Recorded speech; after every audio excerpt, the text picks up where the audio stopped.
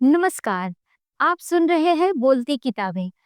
आज के इस अंक में आप सुनेंगे सुभद्रा कुमारी चौहान की लिखी हुई देशभक्ति कहानी अमराई।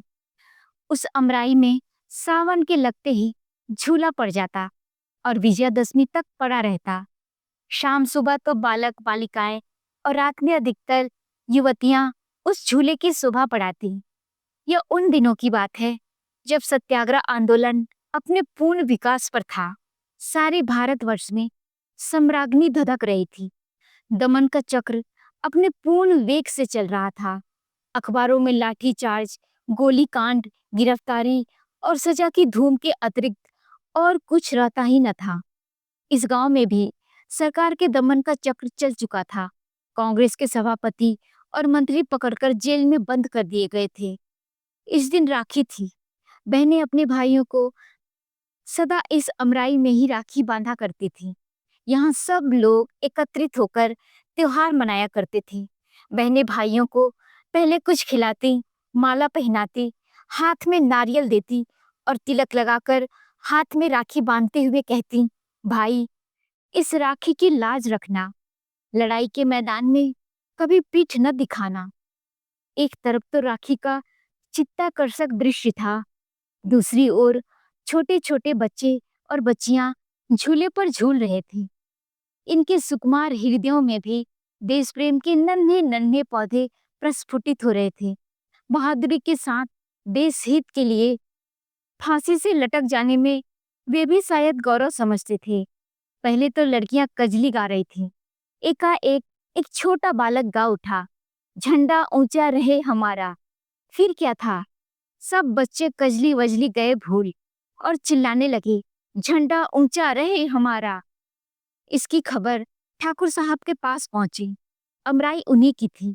अभी 3 ही महीने पहले वे राय साहब हुए थे और नेरी मजिस्ट्रेट वो थे ही, और थे सरकार के बड़े भारी खैरख्वाह।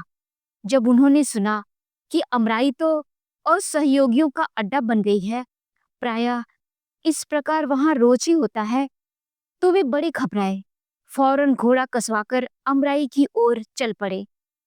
किंतु उनके पहुंचने से पहले ही वहां पुलिस भी पहुंच चुकी थी। ठाकुर साहब को देखते ही दारोगा नियामत अली ने बिगड़कर कहा, ठाकुर साहब, आपसे तो हमें ऐसी उम्मीद न थी। मालूम होता है कि आप भी उन्हीं में से हैं। यह सब आप ही की तबीयत से हो रहा है, लेकिन इससे अमन में खलल पड़ने का खतरा है।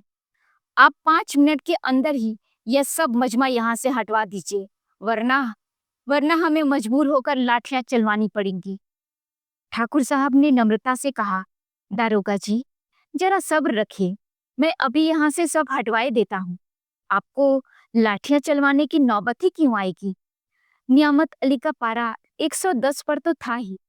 बोले, फिर भी मैं आपको पहले से आगाह कर देना चाहता हूँ कि ज्यादा से ज्यादा 10 मिनट लगे, नहीं तो मुझे मजबूरन लाठियां चलवानी पड़ेंगी। ठाकुर साहब ने घोड़े से उतरकर अमराई में पैर रखा ही था कि उनका 7 साल का नाती विजय हाथ में लकड़ी की तलवार लिए हुए आकर सामने खड़ा हो गया।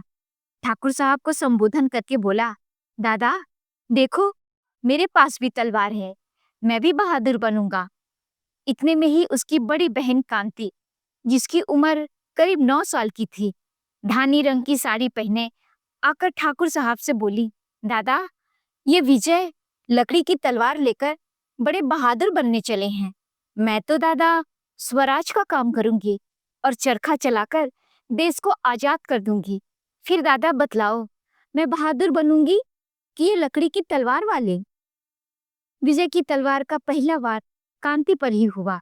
उसने कांति की ओर गुस्से से देखते हुए कहा, देख लेना, किसी दिन फांसी पर न लटक जाऊं तो कहना। लकड़ी की तलवार है तो क्या हुआ, मारा कि नहीं तुम्हें? बच्चों की इन बातों में ठाकुर साहब क्षण भर के लिए अपने आप को भूल गए। उधर 10 मिनट से 11 होते ही दारोगा नियामत अली ने अपने जवानों को लाठियां चलाने का हुक्म दे दिया। देखते ही देखते अमराई में लाठियां बरसने लगी। आज अमराई में ठाकुर साहब के घर की भी स्त्रियां और बच्चे थे, और गांव के भी प्रायः सभी घरों की स्त्रियां और बच्चे और युवक त्योहार मनाने आए थे। उनकी थालियां राखी, नारियल, केसर, रोली, चंदन और फूल मालाओं से सजी हुई थी। किंतु कुछ ही देर बाद जिन थालियों में रोली और चंदन था, खून से भर गई। जब पुलिस मजमे को तितर बितर करके चली गई, तो देखा गया कि घायलों की संख्या करीब 30 की थी, जिनमें अधिकतर बच्चे, कुछ स्त्रियां और 8-7 युवक थे। विजय को सबसे ज्यादा चोट आई थी। चोट तो कांति को भी थी, किंतु विजय से कम। ठाकुर साहब का तो परिवार का परिवार ही घायल था। घायलों को उनके घरों में पहुंचाया गया और अमराई में पुलिस का पहरा बैठ गया। विजय को चोट गहरी थी, दशा बिगड़ती जा रही थी। जिस दिन वो अपने जीवन की अंतिम घड़ियां गिन रहा था, उसी समय कोर्ट से ठाकुर साहब के लिए सम्मन आया। उन्हें कोर्ट में यह पूछने के लिए बुलाया गया था कि उनका आम का बगीचा और सहयोगियों का अड्डा कैसे और किसके हुक्म से बनाया गया। ठाकुर साहब भी और नेडी के मजिस्ट्रेट का इस्तीफा, राय साहिबी का त्याग पत्र जेब में लिए हुए कोर्ट पहुंचे।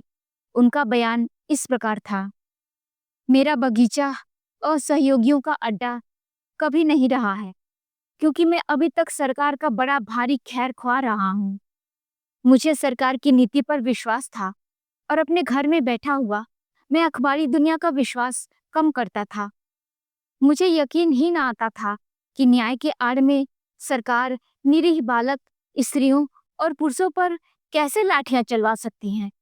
परंतु आज आज तो सारा भेद मेरी आंखों के ही आगे विषैले अक्षरों में लिखा गया है। मेरा तो यह विश्वास हो गया है कि इस शासन विधान में जो प्रजा के हितकर नहीं है, अवश्य परिवर्तन होना चाहिए।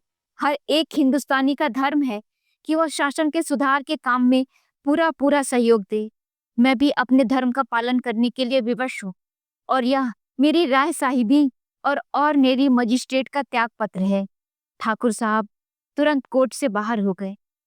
दूसरे ही दिन उस अमराई में रोज ही कुछ आदमी राष्ट्रीय गीत गाने गाते हुए गिरफ्तार होते और 60 साल के बूढ़े ठाकुर साहब को सरकार के इतने दिन की खैर ख्वाही के पुरस्कार के स्वरूप 6 महीने की सख्त सजा और 400 का जुर्माना हुआ। जुर्माने में उनकी अमराई नीलाम कर ली गई। जहां हर साल बरसात में बच्चे झूला झूलते थे, वहीं पर पुलिस के जवानों के रहने के लिए पुलिस चौकी बनने लगी। दोस्तों, कैसी लगी आपको ये देशभक्ति में डूबी हुई कहानी? नीचे कमेंट में जरूर बताइएगा। मिलते हैं अगली कहानी के साथ। तब तक के लिए नमस्कार।